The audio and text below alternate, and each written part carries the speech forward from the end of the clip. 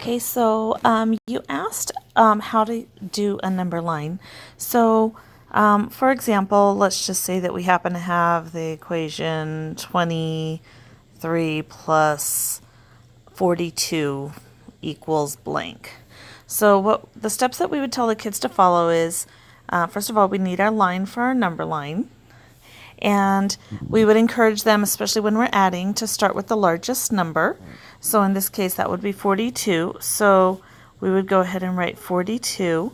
And then because now we're done with that number, we would tell them to cross it off because we don't want them to try to add that number back to itself. So then with the other addend, the other number in our problem, we would tell them to decompose, and we're just asking them basically to break apart the place values. So this 2 is 2 tens, which is worth 20, and then this 3 is in the ones place, so it's worth 3 ones. And we tell the kids the reason you do that is because now that's going to tell you your jumps. So I could go ahead and I could start with my tens, and here I see 20, which if a jump of 20 is too large for some kids, then we can tell them, well, you could do 2 jumps of 10. So starting at 42, they would label 2 jumps of 10, and they would indicate what each jump is.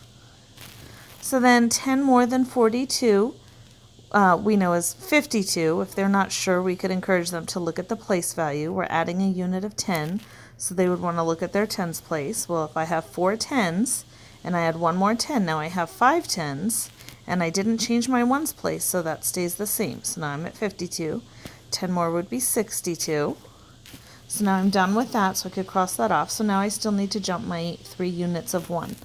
Again, if the students are comfortable with just doing a jump of 3, that's great. If they're not, then we encourage them to go ahead and do 3 jumps of 1.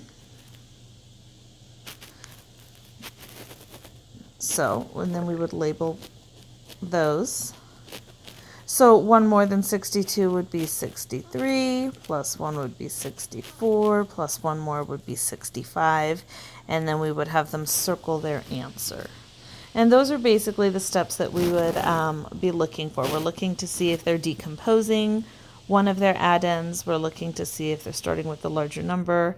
We're looking to see if they're labeling their jumps and if they're labeling where they land.